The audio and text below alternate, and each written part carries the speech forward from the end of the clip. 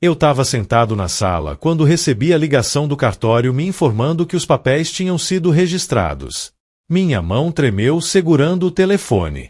Não era medo, não era arrependimento. Era a constatação de que aquilo estava mesmo acontecendo.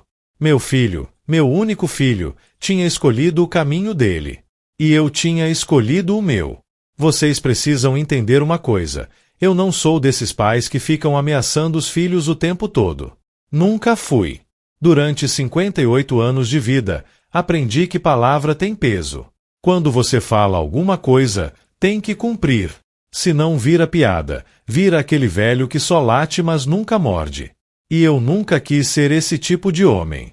Tudo começou há uns 3 anos, quando meu filho conheceu aquela mulher. Não vou falar o nome dela aqui porque não importa. O que importa é que ela chegou na vida dele como um furacão e destruiu tudo que eu tinha construído durante décadas. Vocês sabem como é, né? A gente trabalha a vida inteira, levanta patrimônio, constrói um legado para deixar para os filhos. E aí vem alguém de fora e... pronto. Acabou. No começo, eu até tentei ser compreensivo. Meu filho tinha 32 anos, já era adulto, tinha direito de escolher com quem queria ficar. Eu e minha falecida esposa sempre educamos ele para ser independente, para tomar suas próprias decisões. Mas existe uma diferença entre independência e desrespeito. E o que aconteceu depois ultrapassou todos os limites. A mulher que ele escolheu tinha uma característica muito peculiar. Ela era extremamente manipuladora. Em questão de meses, ela conseguiu convencer meu filho de coisas que eu jamais imaginei possíveis. Primeiro foram as pequenas mudanças. Ele parou de me visitar com a mesma frequência. Depois começou a faltar nos almoços de domingo, que eram tradição na nossa família há mais de 30 anos. Eu notei, claro, mas não falei nada de imediato. Achei que era fase, que logo passaria. Minha esposa tinha falecido 2 anos antes, e eu estava meio perdido ainda, tentando me adaptar à vida sozinho. Pensei que talvez ele precisasse de espaço para construir a vida dele. Mas aí as coisas começaram a escalar de um jeito que eu não esperava. Um dia, meu filho apareceu aqui em casa com uma proposta. Ele queria que eu vendesse a casa onde morávamos há 40 anos. A casa onde ele cresceu, onde a mãe dele passou os últimos dias de vida. O argumento dele era que o imóvel estava muito grande para mim sozinho, que eu podia vender e comprar um apartamento menor, mais prático. E que com o dinheiro da venda, ele poderia investir num negócio que ia render muito. Eu olhei para o meu filho e não reconheci o homem que estava na minha frente. Aquele não era o garoto que eu tinha criado. Aquele não era o jovem que chorou no enterro da mãe e me prometeu que a gente ia ficar junto, apoiando um ao outro.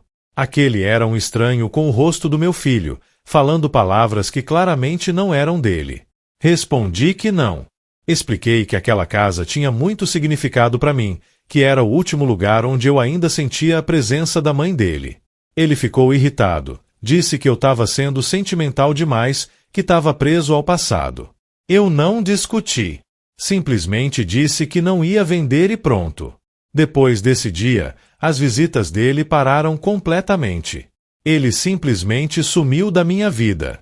Não atendia minhas ligações, não respondia mensagens.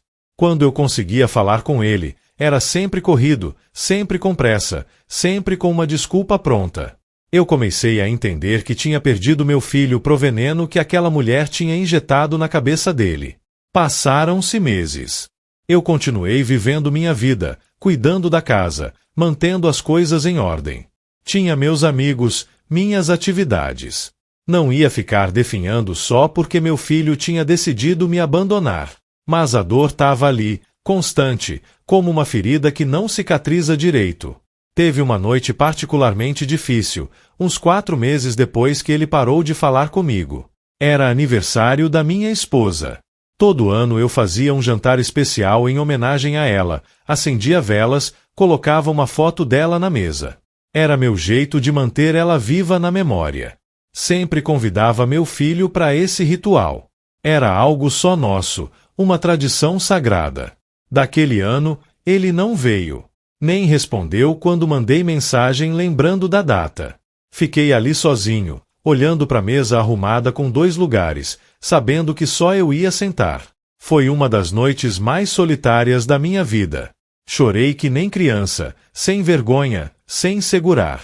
Porque naquele momento percebi que tinha perdido não só meu filho, mas também a última pessoa com quem eu podia compartilhar as lembranças dela. A mãe dele era o elo que nos unia de forma mais profunda. E sem ela, sem essas datas compartilhadas, era como se eu tivesse perdido os 2 de uma vez. Aquela noite me fez entender a extensão real da minha solidão. Foi então que aconteceu algo que mudou tudo. Eu recebi uma carta do advogado do meu filho. Isso mesmo, uma carta formal, timbrada, com aquela linguagem jurídica toda rebuscada. Basicamente, ele estava me processando. Alegava que eu tinha prometido ajudar ele financeiramente a vida toda, que tinha criado uma expectativa de herança e que, ao me recusar a vender a casa, eu estava quebrando um acordo verbal. Quando li aquilo, eu senti uma mistura de emoções que nem sei descrever direito. Raiva, tristeza, decepção, mas principalmente uma sensação de irrealidade. Meu próprio filho estava me processando por causa de dinheiro, por causa de uma casa, por causa de patrimônio que eu tinha construído com o suor do meu rosto durante décadas. O advogado que analisou o processo para mim disse que era uma das coisas mais absurdas que ele já tinha visto. Não tinha fundamento legal nenhum. Era uma tentativa clara de intimidação, de me pressionar psicologicamente. Ele disse que a gente podia contra-atacar, processar por danos morais, transformar aquilo numa guerra jurídica que meu filho jamais ganharia. Mas eu não quis. Porque não era sobre ganhar ou perder num tribunal. Era sobre algo muito maior. Era sobre tentar salvar o que ainda restava da alma do meu filho. Era sobre dar a ele uma última oportunidade de enxergar o abismo que ele estava prestes a cair. Quando marquei aquela reunião, passei dias me preparando psicologicamente. Escrevi e reescrevi o que ia dizer. Pratiquei na frente do espelho, tentando manter a voz firme, sem deixar a emoção transbordar. Porque eu sabia que se mostrasse fraqueza, se deixasse ele ver quanto aquilo estava me destruindo, ele ia usar isso contra mim. Manipuladores têm um talento especial para identificar vulnerabilidades. Foi quando eu tive a ideia. Marquei uma reunião formal com ele. Mandei um recado através do advogado dele mesmo, pedindo que a gente conversasse antes de qualquer coisa ir para frente na justiça. Para minha surpresa, ele aceitou. Marcamos num café que ficava no centro da cidade. Na noite anterior ao encontro, quase não dormi. Ficava revirando na cama, imaginando cenários, pensando em todas as possibilidades. E se ele viesse com advogados? E se fosse uma armadilha para me fazer assinar alguma coisa? E se ele gravasse a conversa para usar contra mim depois? A paranoia tinha tomado conta de mim, e eu odiava isso. Odiava que meu próprio filho me fizesse sentir assim. Mas no fundo, muito no fundo, ainda havia uma centelha de esperança. Talvez, só talvez, quando a gente se olhasse nos olhos, alguma coisa do filho que eu conheci voltasse à tona. Talvez o amor que eu sempre dei fosse suficiente para quebrar o feitiço que aquela mulher tinha lançado sobre ele. Cheguei antes do horário combinado. Eu estava nervoso, não vou mentir. Tinha ensaiado o que ia falar, escolhido cada palavra com cuidado. Pedi um café que nem consegui beber. Ficava ali, mexendo na xícara, olhando para a porta, esperando ele chegar. Quando finalmente ele apareceu, meu coração deu um salto. Por um segundo, só um segundo, vi o menino que ele tinha sido. Mas foi só um segundo. Quando ele se aproximou, a ilusão se desfez. O que mais me chocou foi a frieza nos olhos dele. Não tinha mais aquele brilho de afeto, aquela conexão que sempre existiu entre nós. Ele estava diferente até fisicamente. Mais magro, com uma expressão dura no rosto, os ombros tensos como se tivesse vindo para uma negociação de negócios, não para conversar com o pai. A gente se cumprimentou de forma protocolar e sentou. Eu fui direto ao ponto. Disse que tinha recebido os papéis do processo e que aquilo tinha me partido o coração. Expliquei que nunca, em momento algum, prometi dar dinheiro para ele a vida toda. Que sempre deixei claro que ele precisava construir o próprio caminho. mas que também sempre disse que ele podia contar comigo em situações de verdadeira necessidade. Ele me interrompeu antes que eu pudesse terminar. Disse que eu não entendia nada da vida moderna, que os tempos tinham mudado, que hoje em dia as oportunidades eram diferentes.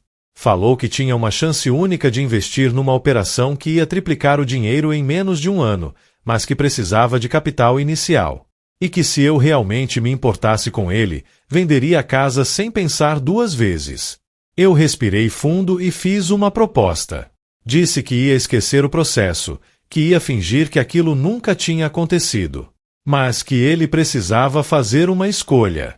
Ou continuava naquele caminho, perseguindo dinheiro fácil e me tratando como um banco ambulante, ou voltava a ser o filho que eu tinha criado. O filho que tinha valores, princípios, respeito pela família.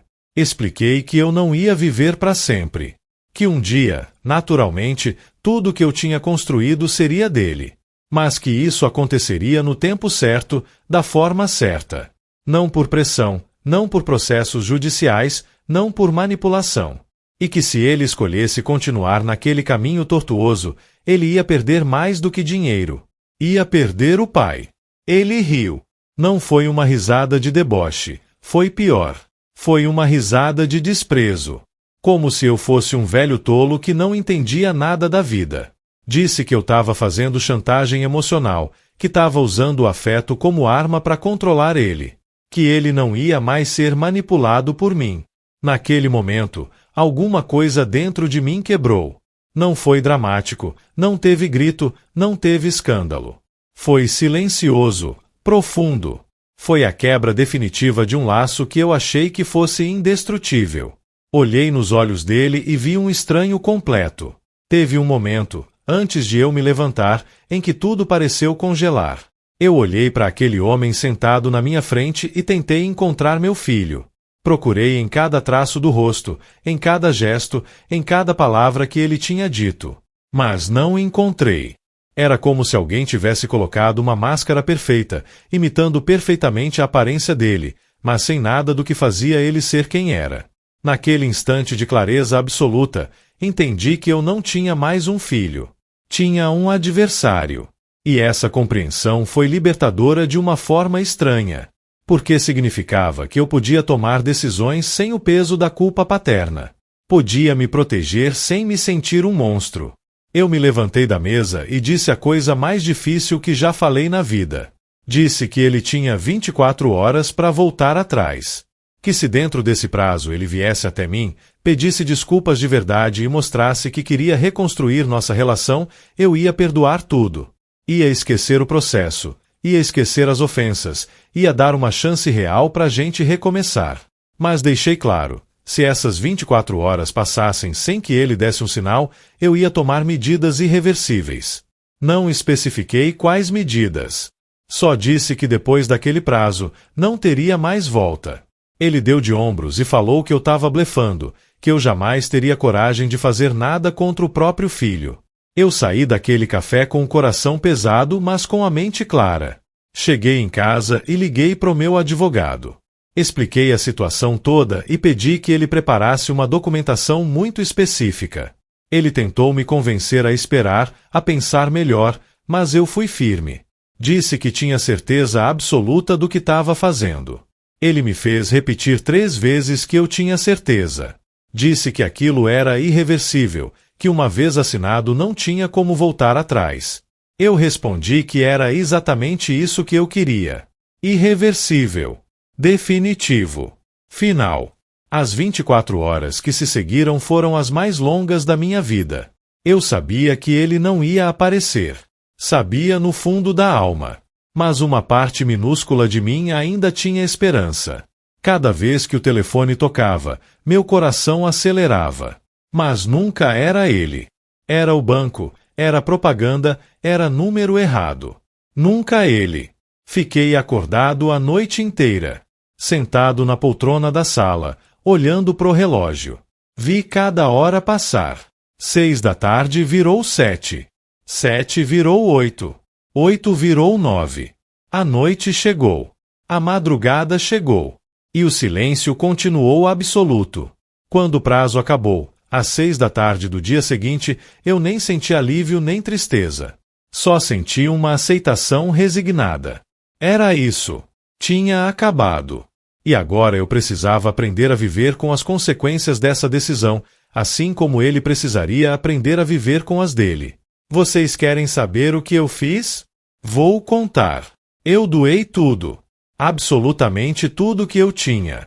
A casa, as economias, os investimentos, os terrenos que eu tinha comprado ao longo dos anos. Tudo foi doado para instituições de caridade. Criei um fundo que vai sustentar projetos sociais pelos próximos 50 anos. Mas não fiz isso de forma anônima. Não. Eu fiz questão que ficasse registrado. Que todo mundo soubesse. Especialmente meu filho. Quando ele descobriu, tentou me ligar umas 20 vezes seguidas. Deixei todas as chamadas caírem na caixa postal. Depois mandou mensagens desesperadas, dizendo que a gente precisava conversar, que tinha sido um mal-entendido, que ele não tinha entendido direito o que eu tinha dito no café. As mensagens começaram educadas, depois ficaram suplicantes, depois raivosas, depois desesperadas. Eu li todas, mas não respondi nenhuma. Até que finalmente mandei uma única resposta, curta e direta. Eu respondi apenas uma vez. Disse que ele tinha tido 24 horas para voltar atrás. Que eu tinha dado a oportunidade, tinha estendido a mão, tinha oferecido perdão antes que fosse tarde. Mas que ele tinha escolhido o desprezo. E que agora precisava viver com as consequências dessa escolha. Depois daquela mensagem, bloqueei o número dele. Não porque eu queria machucá-lo mais, mas porque eu precisava me proteger. Cada notificação, cada chamada perdida, era como uma faca sendo enfiada de novo. E eu não podia continuar me ferindo assim. Ele apareceu na minha porta alguns dias depois. Tava transtornado, falando rápido, suando. Disse que eu não podia ter feito aquilo, que era loucura, que eu tinha destruído o futuro dele. Perguntei se ele estava preocupado comigo ou com o dinheiro que tinha perdido. Ele não soube responder. Tentou entrar, mas eu bloqueei a passagem.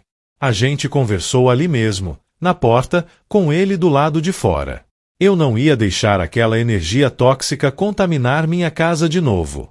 Ele alternava entre gritar e chorar, entre me xingar e me implorar. Foi patético ver um homem adulto se rebaixar daquele jeito. Mas não era arrependimento genuíno. Era pânico de ter perdido o dinheiro. Em determinado momento, ele até ameaçou me processar por incapacidade mental. Disse que ia provar que eu não estava no meu juízo perfeito quando assinei aqueles papéis. Eu respondi calmamente que tinha 3 testemunhas, incluindo o advogado e o tabelião, que podiam atestar minha lucidez completa. E que se ele tentasse esse caminho, eu ia contra-atacar com tudo que tinha. Foi aí que eu expliquei tudo com calma. Disse que durante toda a minha vida, trabalhei duro para construir alguma coisa. Não era só sobre dinheiro. Era sobre dignidade, sobre valores, sobre deixar um legado que significasse algo além de números numa conta bancária. E que eu tinha percebido que se deixasse tudo aquilo nas mãos dele, ia estar alimentando exatamente os vícios que eu mais combati na vida: a ganância, o desrespeito, a falta de gratidão. Contei que as instituições que receberam as doações fazem um trabalho incrível. Ajudam famílias que realmente precisam, dão educação para crianças carentes, cuidam de idosos abandonados. Que meu dinheiro ia fazer diferença na vida de centenas de pessoas, talvez milhares. E que isso tinha muito mais sentido do que simplesmente entregar tudo para alguém que só queria gastar sem ter construído nada. Ele tentou argumentar, disse que ia mudar, que tinha entendido o erro dele. Mas eu conhecia aquele discurso. Era o mesmo que a mulher dele tinha ensaiado com ele. Eu podia ver nos olhos dele que não era sincero. Era desespero, era necessidade, mas não era arrependimento verdadeiro. Expliquei que eu tinha guardado apenas o suficiente para viver com dignidade até o fim dos meus dias. Nada extravagante, mas o necessário. Tinha um apartamento pequeno alugado, uma reserva modesta e minha aposentadoria. Ia viver simples, mas bem. E ia viver em paz, sabendo que tinha feito a coisa certa. Meu filho saiu daqui naquele dia e não voltou mais. Soube por terceiros que ele e a mulher se separaram pouco tempo depois. Ela não tinha mais interesse nele sem a perspectiva do dinheiro fácil. Ele tentou me culpar pela separação, espalhou por aí que eu tinha arruinado a vida dele. Alguns conhecidos em comum vieram me questionar, dizer que eu tinha sido muito duro, que pai não faz isso com filho.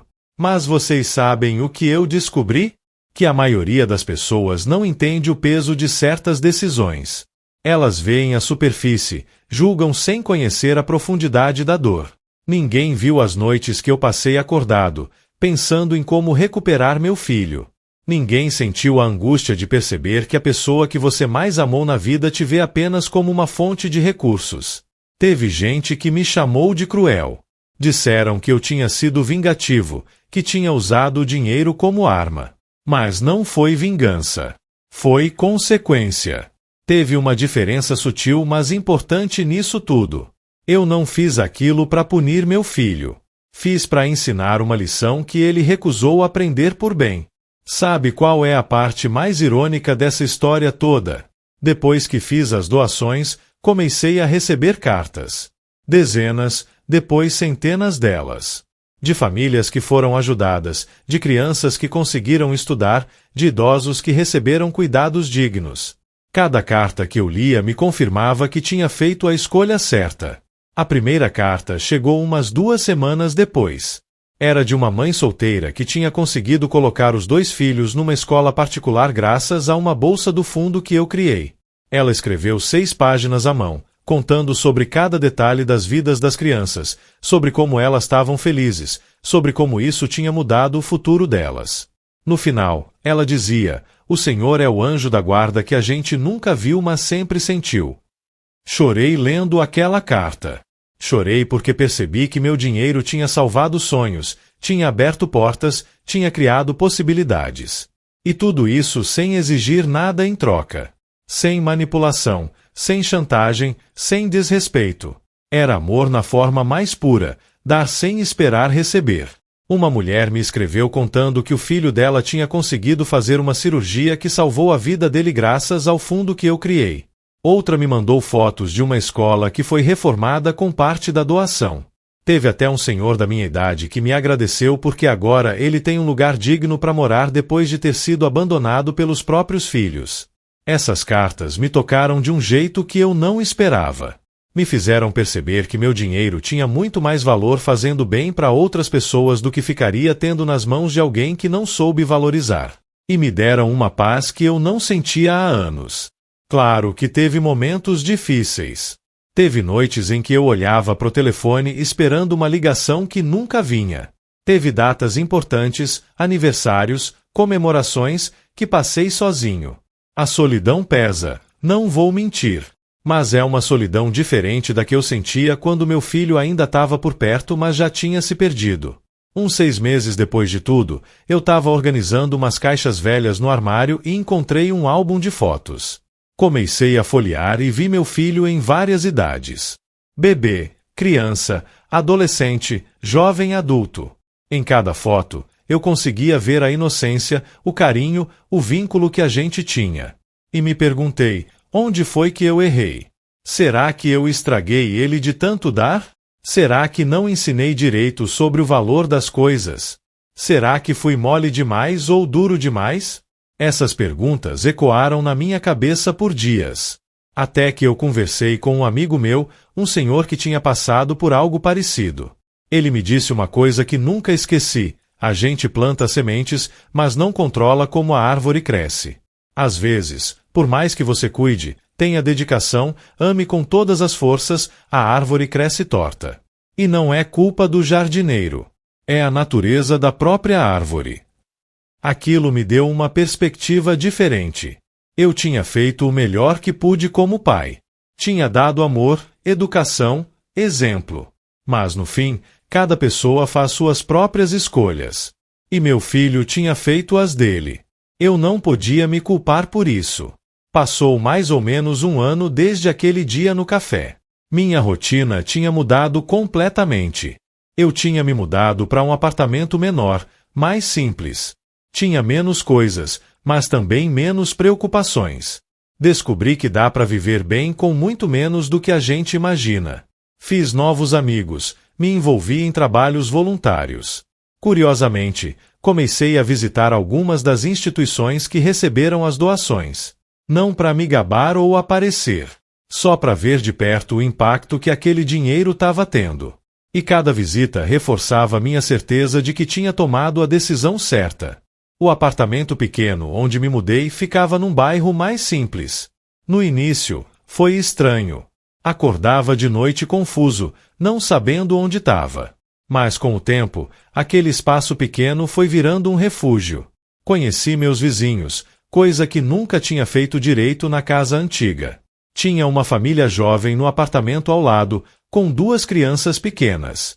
O casal trabalhava muito e às vezes eu oferecia para ficar de olho nas crianças. Elas me chamavam de vovô, mesmo não sendo nada deles. Teve um dia que o garoto mais velho, devia ter uns 6 anos, me perguntou se eu tinha netos. Eu disse que não. Ele ficou pensativo por um momento e depois declarou: "Então eu vou ser seu neto." Aquilo me pegou desprevenido. Senti os olhos marejarem. A mãe das crianças, que estava ali perto, ficou sem graça e disse que o filho não devia incomodar. Mas eu expliquei que não estava incomodando nada, que na verdade tinha me feito muito bem. Ela me olhou com aquele jeito de quem entende mais do que as palavras dizem. Acho que ela percebia a solidão nos meus olhos. Aquela família virou parte da minha rotina. Eu ajudava com as crianças. Eles me traziam comida quando faziam algo especial. A gente assistia futebol junto no domingo. Não eram meu filho, não eram meus netos de verdade. Mas eram reais. Eram presentes. Eram amor sem interesse. É curioso como a vida funciona. Eu tinha um filho de sangue que não queria saber de mim. Mas tinha uma família de vizinhos que me acolheu como parte da vida deles. Não substituía o vínculo perdido, mas preenchia um vazio que eu nem sabia que tinha. Teve um episódio marcante com essas crianças. Era véspera do Dia dos Pais e o menino mais velho veio até mim com um desenho. Era um boneco de palito segurando a mão de outro boneco menor. Embaixo, com aquela letra torta de criança, estava escrito: "Pro vovô que a gente escolheu." Eu não consegui segurar. Chorei ali mesmo, na frente dele. O menino ficou assustado, achou que tinha feito algo errado. Tive que explicar, entre lágrimas e risos, que eram lágrimas de felicidade. Que aquele era o presente mais bonito que alguém já tinha me dado. Porque ninguém tinha me escolhido há muito tempo. As pessoas vinham até mim por obrigação, por sangue, por interesse. Mas aquelas crianças tinham me escolhido por amor puro. Coloquei aquele desenho na geladeira. Tá lá até hoje. Toda manhã, quando vou pegar o leite pro café, olho para ele. E lembro que existe amor no mundo que não cobra nada em troca. Um dia, uns 2 anos após nossa última conversa, eu estava saindo do mercado quando cruzei com ele na rua. Não foi proposital, foi completamente acidental. A gente se viu ao mesmo tempo e os dois congelamos. Ficamos ali parados, a uns 5 metros de distância, só se olhando. Ele estava diferente. Mais magro, com marcas de cansaço no rosto, mas havia algo nos olhos dele. Não era mais aquela arrogância de antes. Era humildade, arrependimento. Eu não soube identificar direito. Ele abriu a boca como se fosse falar alguma coisa, mas não saiu som. Eu também não disse nada. Simplesmente nos encaramos por aqueles eternos segundos. E então, sem combinar, os dois desviamos o olhar e seguimos caminhos opostos. Aquele encontro me assombrou por semanas. Eu ficava pensando, será que devia ter falado alguma coisa? Será que aquele tinha sido o momento de estender um ramo de oliveira? Ou será que o silêncio tinha sido a mensagem certa? Não tinha resposta fácil para essas perguntas. Conversei sobre isso com o pai das crianças, meu vizinho. Ele era um cara sensato, trabalhador, honesto. Contei resumidamente a situação e ele ficou em silêncio por um tempo antes de responder. Olha, ele disse, eu não sei o que é perder um filho assim, mas sei o que é ter orgulho. E sei que às vezes o silêncio diz mais do que 1000 palavras. Se ele quisesse falar de verdade, teria falado. O fato de vocês dois terem ficado calados diz tudo. Aquilo fez sentido. O silêncio tinha sido uma escolha mútua. Não foi só eu me recusando a falar. Foi os dois reconhecendo que não tinha nada a ser dito naquele momento. Que o abismo entre nós era grande demais para ser atravessado com palavras casuais numa esquina. Numa dessas visitas, conheci um rapaz. Ele tinha perdido os pais jovem e tinha sido criado por uma instituição de acolhimento. Conseguiu estudar, se formar e agora trabalhava ajudando outros jovens na mesma situação. Conversando com ele, eu percebi que ele tinha mais caráter aos 25 anos do que meu filho tinha demonstrado aos 32. Esse rapaz me contou sua história com uma humildade impressionante.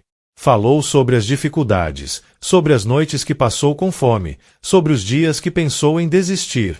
Mas também falou sobre as pessoas que ajudaram no caminho, sobre os professores que acreditaram nele, sobre os funcionários da instituição que foram mais do que cuidadores, foram família.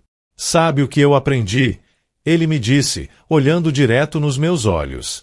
Aprendi que família não é quem tem seu sangue. É quem tem seu coração. E quem escolhe ficar, mesmo quando não precisa. Aquelas palavras me atingiram como um soco no estômago. Porque era exatamente o oposto do que meu filho tinha feito. Ele tinha escolhido sair, mesmo podendo ficar. Isso me fez refletir sobre a natureza humana. Tem gente que nasce com tudo e não valoriza nada. E tem gente que nasce sem nada e constrói castelos com as próprias mãos. O dinheiro, eu descobri, não compra caráter. Não compra gratidão. Não compra amor verdadeiro. Comecei a entender que tinha criado meu filho num ambiente talvez confortável demais. Ele nunca passou fome, nunca ficou sem nada, nunca precisou lutar de verdade por alguma coisa. Enquanto aquele rapaz da instituição tinha forjado seu caráter no fogo das adversidades, meu filho tinha amolecido na moleza da fartura. Será que foi esse o meu erro? Dar demais? Proteger demais? Essas perguntas me atormentaram por semanas. Até que percebi que não adianta ficar procurando culpados no passado. O que importa é o presente, são as escolhas que fazemos agora, com a consciência que temos agora. Teve momentos em que eu me perguntei se deveria ter dado mais chances. Se 24 horas tinham sido tempo suficiente. Mas aí eu me lembrava que não foi uma questão de tempo. Foi uma questão de atitude. Meu filho teve tempo de sobra para mudar de ideia durante todos aqueles meses. Teve oportunidades inúmeras de me procurar, de pedir desculpas, de reconhecer os erros. As 24 horas que dei no café não foram o prazo real. Foram apenas o deadline final. O marco que oficializou algo que já estava decidido há muito tempo. Se ele tivesse me procurado em qualquer momento antes daquilo, com sinceridade real, eu teria perdoado. Mas ele só apareceu depois que não tinha mais nada a ganhar. E isso diz muito sobre o tipo de pessoa que ele tinha se tornado. Alguns meses atrás, recebi uma notícia inesperada. Meu filho tinha arrumado um emprego. Um emprego de verdade, onde ele precisava acordar cedo, trabalhar duro, receber ordens.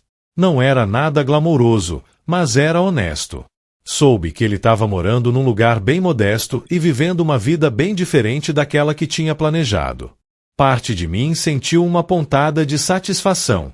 Não por ele estar sofrendo, mas porque ele finalmente estava aprendendo o valor das coisas. Estava entendendo o que significa construir algo com as próprias mãos. Estava vivenciando a realidade que eu tentei ensinar por anos, mas ele se recusou a aceitar. Outra parte de mim sentiu tristeza. Porque mesmo depois de tudo, mesmo com todo o ressentimento e a mágoa, ele ainda era meu filho. Ainda tinha uma parte de mim que queria vê-lo bem, que queria que ele fosse feliz. Mas eu tinha aprendido que às vezes, o melhor que a gente pode fazer por alguém é deixar que eles enfrentem as consequências das próprias escolhas. Faz pouco tempo, no aniversário da morte da minha esposa, eu fui visitar o túmulo dela. É um ritual que faço todo ano. Levo flores, fico ali um tempo conversando com ela, contando sobre a vida. Dessa vez, contei toda essa história. Disse que tinha tomado decisões difíceis, mas que achava que ela ficaria orgulhosa. Minha esposa sempre foi uma mulher de princípios fortes. Ela não tolerava injustiça, não aceitava desrespeito. Se ela tivesse vivo quando tudo isso aconteceu, provavelmente teria tomado as mesmas atitudes que eu tomei. Talvez até mais drásticas. Ela tinha uma clareza moral que eu sempre admirei. Enquanto eu estava ali, no cemitério, um pensamento me veio à cabeça. E se meu filho aparecesse agora? E se ele viesse, genuinamente arrependido, pedindo uma nova chance? O que eu faria? Essa pergunta ficou ecoando na minha mente por dias. A verdade é que eu não sei a resposta. Parte de mim quer acreditar que ainda existe uma possibilidade de reconciliação. Que se ele viesse com humildade verdadeira, reconhecendo não só os erros mas entendendo a profundidade do dano que causou, talvez a gente pudesse reconstruir alguma coisa. Mas outra parte de mim, a parte mais realista, sabe que algumas coisas uma vez quebradas não podem ser consertadas. Não completamente. Sempre vão ter as rachaduras, as marcas, as cicatrizes. E talvez seja melhor assim. Talvez algumas relações precisem morrer para que as pessoas possam renascer. O que eu aprendi com tudo isso é que o amor de pai tem limites. Eu sei que muita gente não gosta de ouvir isso. A sociedade coloca esse peso absurdo nos pais, especialmente nas mães, mas nos pais também.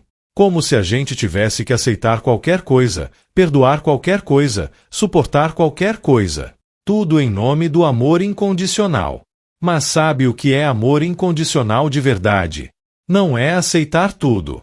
É amar a pessoa independente das circunstâncias, mas também ter a coragem de estabelecer limites.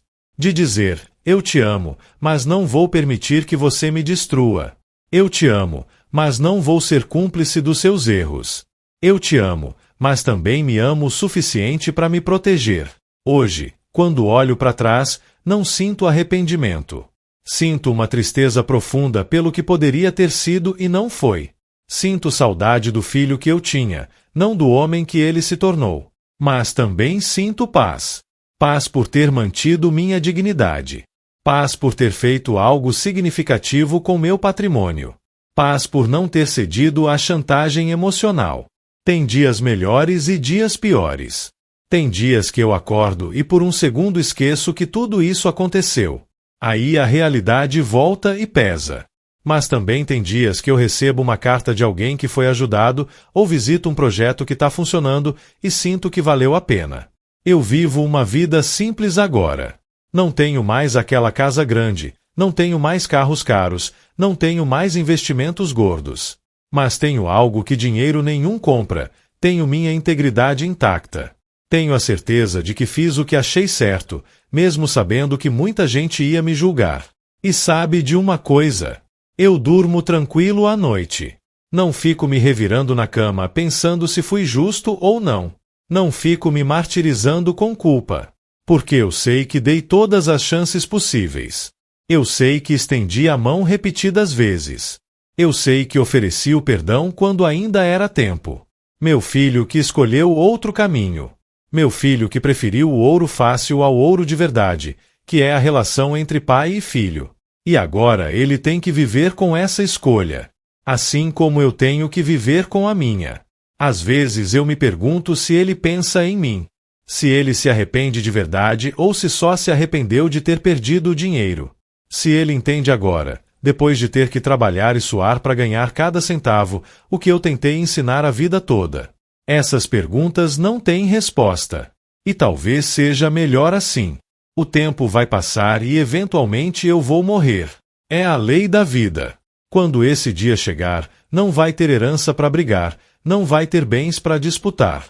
Vai ter apenas a lembrança de um homem que tentou fazer a coisa certa, que amou com todas as forças, mas também soube dizer não quando foi necessário. E vocês sabem o que eu espero? Espero que quando eu me for, as instituições que eu ajudei continuem funcionando. Que as crianças continuem estudando, que os idosos continuem sendo cuidados, que as famílias continuem sendo amparadas. Esse é o legado que eu escolhi deixar. E isso, para mim, vale infinitamente mais do que qualquer quantia em dinheiro que eu pudesse ter deixado pro meu filho gastar. Tem uma frase que eu li uma vez e que ficou comigo: não são os bens materiais que definem o valor de uma vida, mas o impacto que essa vida teve no mundo. Eu passei 60 anos acumulando coisas. E no final, percebi que nenhuma daquelas coisas importava tanto quanto eu pensava. O que importa mesmo são as escolhas que a gente faz quando ninguém está olhando. É a coragem de manter seus princípios mesmo quando todo mundo diz que você está errado. É a capacidade de amar sem se anular. É a sabedoria de saber quando segurar e quando soltar. Eu soltei meu filho. Não porque eu quis, mas porque ele me obrigou a isso. E aprendi que soltar não é desistir. Às vezes, soltar é a forma mais profunda de amor. É permitir que a pessoa enfrente as consequências, aprenda as lições, cresça através da dor. Porque quando a gente protege demais, quando a gente salva sempre, a gente impede o crescimento. Teve uma conversa que tive com um psicólogo num dos grupos de apoio que frequento. Ele explicou um conceito que me marcou: o amor duro. Não é sobre ser cruel, é sobre amar alguém o suficiente para deixar que eles caiam, sabendo que só assim vão aprender a se levantar sozinhos. O Senhor não abandonou seu filho, ele me disse. O Senhor deu a ele a oportunidade de se encontrar. Às vezes, a melhor coisa que podemos fazer por alguém que amamos é tirar a rede de segurança. É assustador, é doloroso, mas é necessário. Aquelas palavras me confortaram mais do que qualquer absolvição religiosa, porque vinham de alguém que entendia a psicologia humana, que sabia que nem sempre o amor significa dizer sim. Às vezes, significa dizer não, e aguentar as consequências desse não. Talvez um dia, daqui a muitos anos, meu filho entenda isso. Talvez ele olhe para trás e perceba que tudo o que aconteceu foi necessário. Que aquelas 24 horas que eu dei foram a maior demonstração de amor que eu poderia ter dado. Porque eu poderia ter cedido, poderia ter mantido ele dependente de mim, poderia ter comprado a presença dele com dinheiro. Mas escolhi dar a ele a oportunidade de se tornar um homem de verdade. Se ele aproveitou ou não essa oportunidade, não depende mais de mim. Eu fiz minha parte. Plantei a semente. Agora só posso esperar e torcer para que ela germine. Mas se não germinar, eu sei que pelo menos tentei. E tentei da forma mais honesta e verdadeira que eu consegui. Esta é a minha história. Não é bonita, não tem final feliz, não tem reconciliação emocionante. É apenas a história de um pai que amou demais e teve que aprender a amar de longe. Que construiu um império e viu desmoronar, mas decidiu erguer outro tipo de legado. Que perdeu um filho, mas ganhou a si mesmo de volta. Então sim, eu dei uma última oportunidade para o meu filho voltar atrás. Ele recusou. E agora é irreversível. Não porque eu não queira reverter, mas porque algumas portas, uma vez fechadas, não se abrem mais. E tudo bem. A vida continua. Minha vida continua. E eu vou viver o que me resta dela com dignidade, com propósito e com a paz de quem fez o que tinha que ser feito.